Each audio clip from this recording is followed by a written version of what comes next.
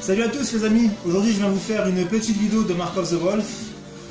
Je voulais vous parler d'un mécanisme très important du jeu, puisque ce mécanisme là n'est autre que la frame data à comprendre, tout simplement. C'était quand même voulu de ma part de ne pas vous en parler dès les premières vidéos, car c'est assez technique comme sujet.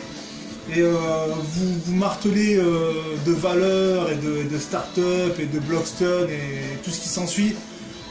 Pour certaines personnes, ça peut se comprendre et ça peut être intéressant, mais pour les néophytes, on va se dire de quoi ils me parlent, quoi. Donc il fallait d'abord que je montre des mécanismes assez simples à comprendre visuellement, et je pense qu'une fois assimilé, on peut s'y intéresser.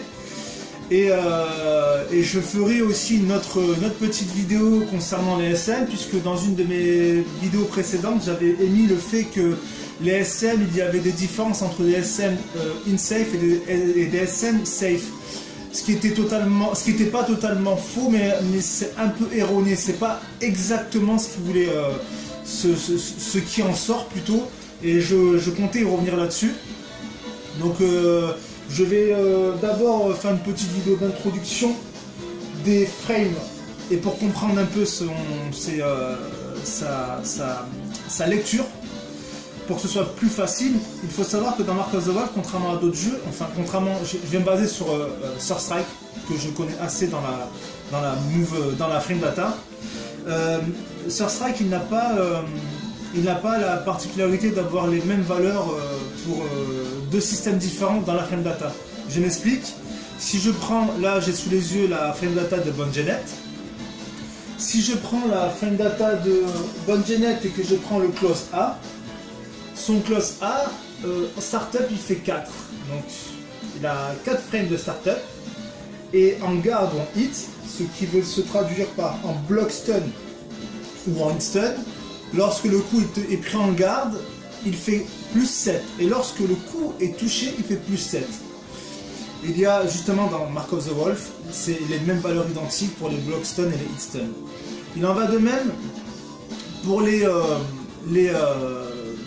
comment dirais-je, les fameux LEM et M que j'avais montré dans des vidéos. Je vais pas regarder exactement encore, mais elles ont toutes des guard crush de 6 frames, enfin de 6% de damage. Donc ce qui veut dire que l'M et M, quand ça rentre en block stun, en guard crush, ça fait 6. J'ai sous les yeux celui de Rock, de Dangwan et de Bongenet. Les trois ont 6. Je pense que ça doit être identique au fameux block stun et hit stun. Mais pour comprendre ça, pour arriver à comprendre ce que je vais essayer de vous expliquer, c'est que il faut savoir que lorsque l'on met un coup, on va soit être en positif, soit en négatif. Si je mets le clause A, on est d'accord, je vous ai dit que j'étais en plus 7 dans les deux manières, hit stun et block stun. Par contre, si je prends un autre coup, un farcé, il a 7 frames de startup, mais il a moins 8 de chaque côté. Ce qui est dangereux puisqu'il ne peut pas être cancellé, contrairement au clause A qui lui peut être cancellé. Donc on peut faire clause A coups spéciaux ou clause A super move. Donc ça il faut quand même assez l'assimiler, puisqu'on ne peut pas taper n'importe comment. Si je suis en farce, si je ne suis pas en close, le close C il est cancellable. Par contre le farcé il n'est pas cancellable. Le farcé avec Bongenet c'est une espèce de... Elle s'avance en mettant un gifle. Et il peut toucher en 2 hits, tout dépend de la distance, où il faut tout simplement appuyer sur 2 fois C. Mais pour réaliser ce coup-là, ça va être dangereux. En général, quand on est en phare, avec cette connaissance de frame data, justement, on ne va pas s'amuser à faire un C. On va tenter une approche plus délicate avec des coups faibles. Des coups cancellables, plus ou moins, déjà dans un premier temps, et des coups faibles, cancellables, c'est le must. Mais moi je me suis intéressé sur les super moves, car justement j'ai vu à côté que ce que j'avais dit n'était pas totalement vrai et faux. Je me suis un peu penché là-dessus, et en même temps j'ai regardé les valeurs des super moves de chaque perso.